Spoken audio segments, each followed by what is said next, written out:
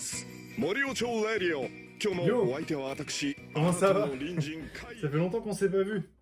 Alors avant de commencer quoi que ce soit, avant de vous parler de ma semaine, de comment est-ce que ça s'est passé, je tenais juste à vous dire un énorme merci pour tout le soutien, tous les gentils commentaires que j'ai vus, ça me fait énormément plaisir. Que ce soit des amis, des gens que je connais pas ou de la famille, vraiment, ça veut tout dire pour moi et j'ai très envie de continuer à faire des vidéos pour vous montrer comment est-ce que je vis mon Japon et comment est-ce que ça se passe. Donc vraiment, merci encore et ça veut vraiment tout dire pour moi. Alors avant toute chose, j'ai juste envie de préciser quelques termes, parce que ça faisait partie des remarques qu'on m'avait fait la dernière fois. Il y a certains mots, certaines idées en fait que je pensais être acquises pour beaucoup de gens me regardant, mais je me suis rendu compte que c'était pas le cas, et c'est vraiment dommage que ça l'ait pas été. Et du coup, je peux juste préciser 2-3 trucs. Par exemple, ce que c'est un kombini. Un kombini, c'est une supérette japonaise qui est ouverte quasiment 24 heures sur 24, 7 jours sur 7, où est-ce qu'il y a de tout, que ce soit de la papeterie, des repas, des boissons, il y a des poubelles, enfin vraiment tout ce dont on a besoin. Il y a plusieurs chaînes qui sont connues au Japon et reconnues parmi celles que les gens vont utiliser le plus. Il y a les Lawson, donc ça c'est la chaîne qui est en face de mon hôtel, les 7-Eleven, les Family Mart et tant d'autres que j'ai probablement oubliés. Mais en tout cas, ceux-là, c'est ceux qui me viennent à l'esprit quand j'en parle en premier. Et donc maintenant, quand vous m'entendez parler de Combini, c'est juste l'endroit où je vais faire mes courses, mais c'est pas un supermarché, c'est vraiment une supérette de proximité. Ensuite, si jamais je suis amené à utiliser ces termes, ça peut paraître ridicule pour certains, mais je m'en excuse. Animé, c'est tout simplement des dessins, des dessins animés japonais adaptés de manga, comme celui qui est en train de passer ici, que certains reconnaîtront, d'autres peut-être pas. Et tout simplement, c'est l'équivalent de nos dessins animés à nous, Tintin, Astérix et Obélix et tant d'autres. Donc voilà, ça c'est partie des choses que je regarde beaucoup. Manga, pareil. Donc les mangas, c'est tout simplement l'équivalent de nos BD françaises. Les mangas sont publiés en général soit directement en tome, soit dans des magazines comme celui-là, donc le Jump. Celui-ci, c'est celui de la semaine où je suis arrivé.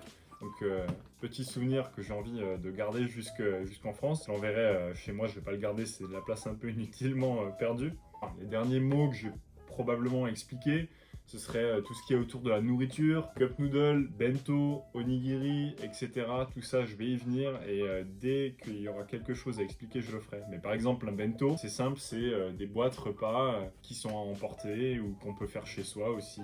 Enfin voilà, c'est en général ce qui constitue le repas de beaucoup de personnes qui n'ont pas le temps de se faire à cuisiner, faire à manger directement. Alors sans plus tarder, cette vidéo ce sera un room tour. Ce sera aussi un récap de cette petite semaine et de ce qui a pu se passer. Je vous montrerai aussi des extraits de visites que j'ai pu faire, en vous parlant un peu de ma routine et des repas que j'ai pu manger. Alors voilà, j'espère que ça vous plaira. Allez, on est parti. Alors le tour du propriétaire, room tour. Alors franchement, cette petite chambre minérale, franchement, elle m'aura vachement bien plu et ça aurait été super de pouvoir vivre dedans pendant une semaine. Je sens que ça va être quand même vachement différent de ce que je vais pouvoir vivre une fois arrivé au dortoir, qui j'espère sera cool. Mais bon, j'aurai peut-être moins d'intimité, moins d'espace de vie tout simplement, et très sympa d'avoir pu disposer d'un hôtel comme ça. L'hôtel, il est situé en plein quartier de Namba, WBF Namba et Bissu, et pour 2 semaines je m'en sors à quelque chose comme 435 €. Et franchement c'est vraiment plutôt un bon prix pour être pas très loin de plein de choses touristiques.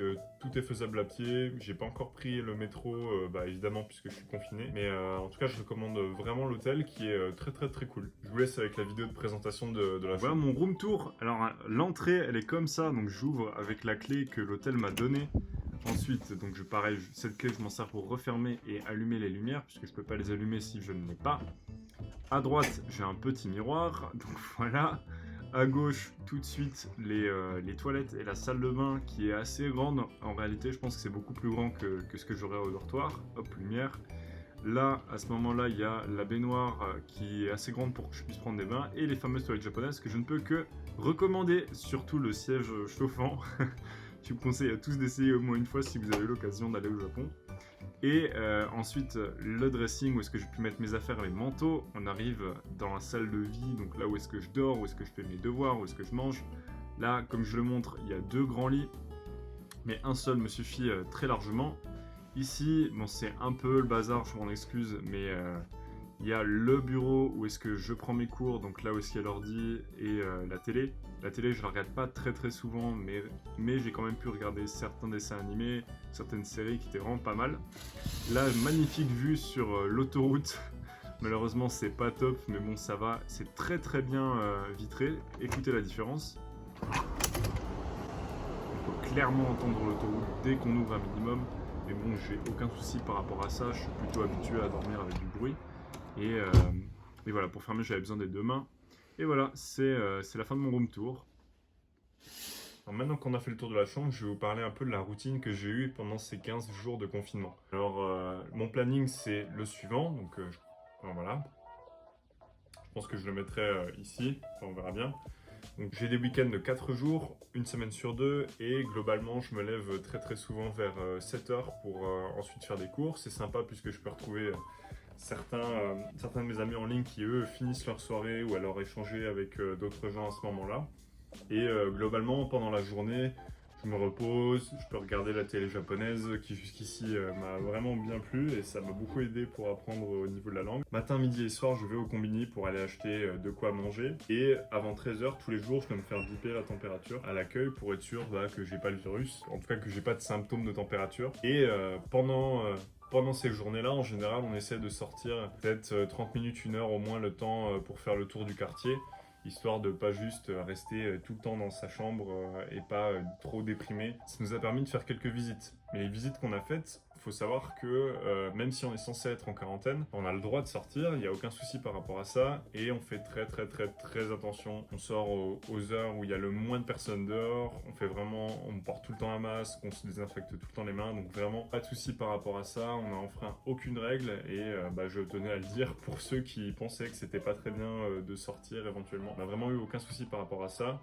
Et on a fait très attention. Alors on arrive maintenant à la partie de la vidéo où est-ce que je vais vous montrer un peu ce que j'ai pu prendre en photo. Donc j'ai fait quelques temples et je suis surtout allé au temple Yasaka. Donc il y a un temple pas loin de mon hôtel à 10-15 minutes à pied à peu près. Et par-dessus ça, j'ai fait le parc de Tennoji qui est au centre d'Osaka. Je suis allé très rapidement puisqu'il y avait un peu de monde et je me sentais pas à l'aise avec le fait de rester trop longtemps. Et je suis aussi sorti une fois le soir, enfin la nuit tombe très tôt vers à peu près 5h30. Donc je suis sorti à ce moment-là quand il y avait personne dans les rues un peu commerçantes du quartier de Shinsekai, donc qui est plus touristique, on va dire. Et j'ai pris quelques vidéos, quelques photos, mais j'attends vraiment de sortir de quarantaine pour pouvoir explorer tout ça.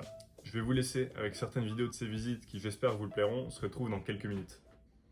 Salut tout le monde, du coup là aujourd'hui je vous emmène dans un temple connu d'Osaka de par sa forme et la manière dont il est. J'espère vous surprendre avec ça. Il fait beau, mais il y a beaucoup de vent, je pense que ça s'entend énormément à la caméra.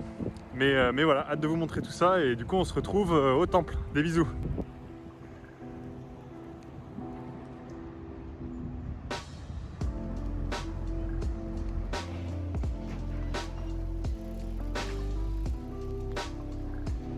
Alors il semblerait que je me sois un peu perdu sur le chemin parce que je vous explique que j'ai pas encore de carte SIM, du coup je peux pas aller sur Google Maps pour l'instant. Et j'ai regardé un peu où c'était, là je fais vraiment au pif. Du coup ça va, je découvre des endroits mais j'aimerais quand même bien retrouver le sanctuaire. Et je sais à peu près d'où je viens donc ça va.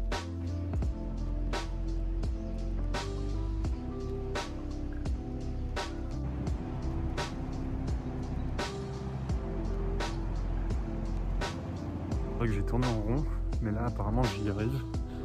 Donc on va voir tout ça.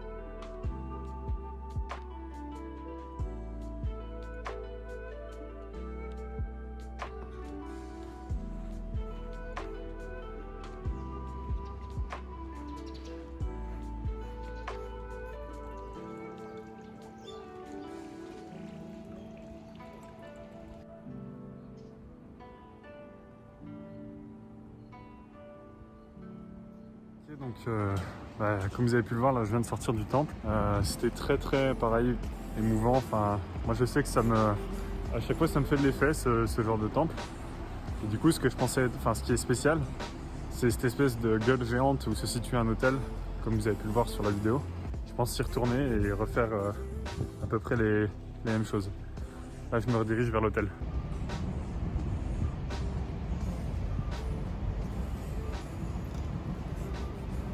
Malgré mon incapacité à m'orienter, cette marche était quand même vachement relaxante. Et le sanctuaire m'a beaucoup plu, je pense que j'y retournerai pour prendre un peu des meilleures images, donc attendez-vous à avoir plus de ce sanctuaire. Sur le retour, je me suis encore une fois arrêté à la supérette pour cette fois-ci acheter du café, parce qu'on parle beaucoup de la nourriture japonaise, mais moi en réalité, jusqu'ici, c'est vraiment les boissons qui me surprennent. Alors, pour l'instant, moi c'est vraiment le café, tout ce qui est les sortes d'eau, etc. qui me surprennent agréablement. Et dans les combini, en réalité, il y a une zone où les boissons sont chauffées. Du coup, ça veut dire que vous ressortez avec votre café directement chaud. Celui-là, donc Boss Coffee Farm, c'est mon préféré. Franchement, le matin et l'après-midi, c'est parfait pour survivre au jet lag encore. Ok, c'est imprévu, mais je suis juste devant une vue, elle est magnifique. Donc, je vais en profiter pour la filmer pour vous.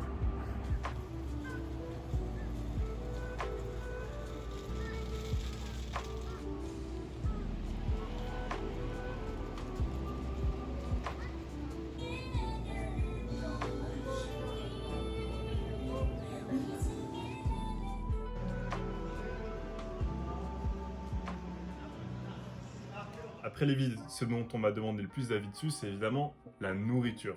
Comme j'avais pu le dire dans la vidéo d'avant, eh ben, je n'ai pu manger que au combini et que des choses toutes préparées dans certains magasins que j'ai pu découvrir plus tard dans cette semaine. Il n'y a que très récemment, donc là au moment où je tourne cette vidéo, on est la veille de mon départ de l'hôtel. Il n'y a que très récemment que j'ai découvert des magasins autres que le combini où est-ce que je pouvais aller faire mes courses. Ce que j'ai pu manger, ça peut être donc, des cup noodles, dont une qui m'a particulièrement causé du tort, mais j'y reviendrai après. Des udon instantanés et aussi quelques plats tout préparés que je pouvais directement faire réchauffer au combini. Donc ça constitue à peu près toute mon alimentation. Et le matin, je prenais des barres de céréales, donc rien de phénoménal. Donc voilà. Ah, et j'ai oublié aussi en général tout ce qui est onigiri, donc triangle de riz. Ça aussi, j'ai pu en manger pas mal en accompagnement avec le reste. Globalement, j'ai eu beaucoup de mal à trouver des légumes, ou en tout cas quelque chose que je pouvais emporter sans que ce soit à cuisiner.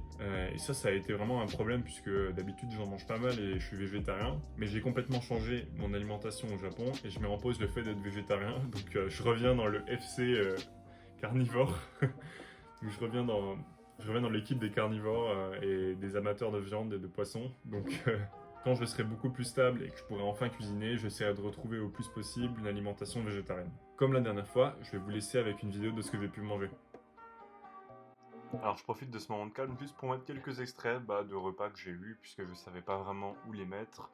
Mais je me suis dit que l'aspect de ces repas pouvait quand même vous intéresser, du coup voilà.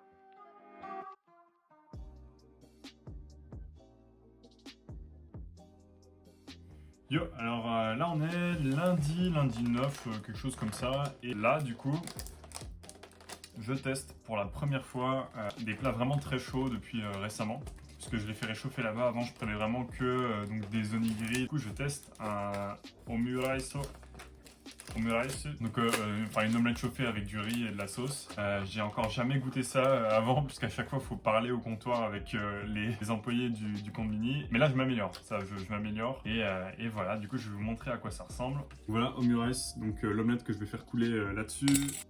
Le riz, comme ceci. Je suis pas un expert en la matière. En tout cas c'est fait pour être mélangé. Ça a l'air vraiment super bon, hein, franchement. C'est vraiment cool. Et ça fait du bien de manger quelque chose de chaud, j'en pouvais plus. Ça c'est un dorayaki. Enfin normalement. Ouais, j'en suis plutôt sûr. Une pâtisserie japonaise où est-ce qu'à l'intérieur il y a une pâte de haricots rouges. Là c'est le premier que j'achète dans le commerce. Et ouais c'est plutôt pas mal, j'en mange déjà beaucoup en France. Alors ce soir c'est mes premières cup noodles. Donc c'est des pâtes instantanées de la fameuse marque Cup Noodle, qui a d'ailleurs son musée à Osaka, donc je pense que je vais pas tarder à y aller, enfin quand j'aurai le temps, puisqu'apparemment c'est quelque chose de très très sympa et qu'on peut créer sa propre boîte de pâtes. Donc j'ai choisi chili tomate plus un onigiri, donc une boule de riz, enfin un triangle de riz que je vais vous montrer tout à l'heure. Mais du coup, puisque je n'ai pas de quoi me cuisiner, de quoi faire chauffer de l'eau, j'ai simplement une théière et c'est avec ma théière que je vais chauffer mon eau, puisque ça doit bouillir là-dedans. Ça risque d'être assez galère, mais je vais y arriver et je vous dirai ce que ça donne. En attendant que les nouilles soient en train de bouillir, je vais attaquer l'onigiri. Donc un onigiri, c'est ça, mais que je le sorte. Enfin, en réalité, c'est voilà, donc une boule, enfin un triangle de riz avec une algue autour en fait. Au milieu, donc là normalement c'est censé être saumon. C'est saumon, voilà. Et ça, du coup, ça constitue, je pense, genre 50% de ce que je mange. Parce qu'il y en a beaucoup et des très très bons. Ça cale et évidemment, c'est beaucoup de glucides. Mais voilà, on s'y fait. On arrive enfin au moment de la cup noodle beaucoup trop forte, vraiment. Enfin, j'ai été absolument débile de vouloir tenter ça. Mais bon, bah, regardez ça et amusez-vous. Enfin. Alors, je viens de prendre une nouille instantanée et dessus, il y avait du feu et des épices. Je pensais que c'était épicé, mais juste un peu. Et au final, c'est très très très épicé. J'ai mal. C'était pas une bonne idée parce que c'est vraiment très chaud en fait. Alors là, je rigole, mais sincèrement, j'avais vraiment mal et j'ai dû après aller chercher du lait et des glaces pour juste faire passer la douleur. Je recommence cette expérience à absolument personne. Alors on arrive à la fin de cette vidéo et à la fin de ce confinement pour moi puisque je pars demain au moment où je tourne tout ça, donc j'ai hâte de vous montrer les résultats de à quoi ressemble mon dortoir, comment est-ce que j'ai pu m'en sortir et n'hésitez pas à m'envoyer des messages, que ce soit en commentaire ou autre, pour me donner des avis sur cette vidéo, ce que vous avez pu en penser. Moi de mon côté, j'ai prévu de vous montrer comment est-ce que j'arrive au dortoir et aussi j'ai échangé avec l'équipe de basket d'Osaka et je commence samedi 21 mon premier entraînement avec eux. J'ai hâte aussi de vous parler de tout ça puisque le basket c'est quelque chose qui me passionne et j'espère que je pourrai vous montrer des choses pas mal intéressantes par rapport à tout ça au Japon. Allez, on se voit une prochaine fois. Ciao!